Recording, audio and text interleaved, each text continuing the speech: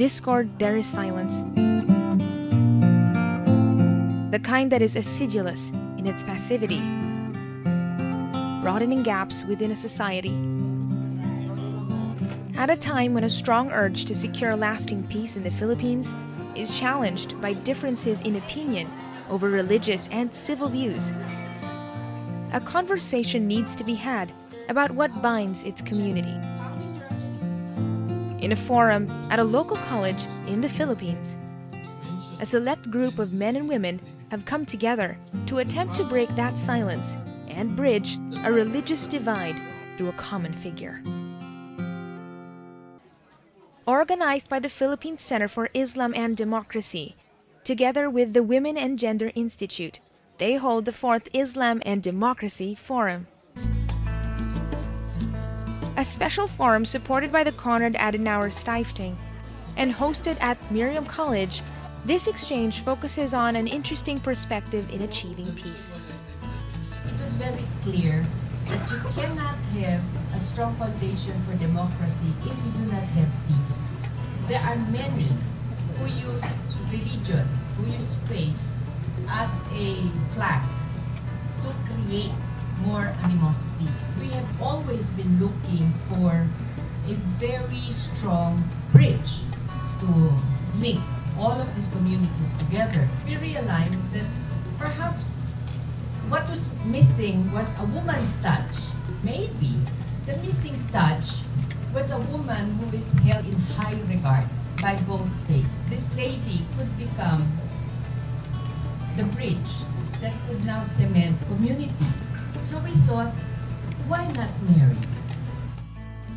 But to understand its wider impact, Dr. Caridad Sri Taran, Dean of the College of International Humanitarian and Development Studies at Miriam College, provides a sobering yet hopeful context for the discussion. As we are all informed, there is the UN Security Council Resolution 1325 of 2000, which reaffirms the value of the role of women in the prevention and resolution of conflicts. There are now some success stories which regard women as constructive agents of peace, security, and post-conflict resolution.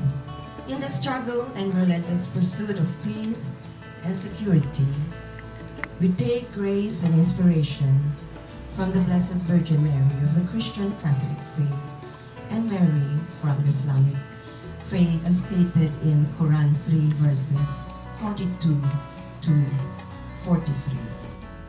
Central to this discussion is Professor Macrina Morados, a professor at the Institute of Islamic Studies in the University of the Philippines and a woman who has lived under both Catholic and Muslim faith.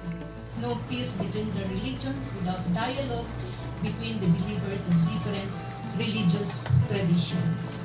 On the Catholic side, interreligious dialogue is not a new phenomenon. And also in Islam, we have a very important verse that promotes pluralism. As pluralism is introduced to the discussion, Father Melvin Castro from the Commission on Family and Life of the Catholic Bishops' Conference of the Philippines speaks candidly about his position on both faith and democratic responsibility.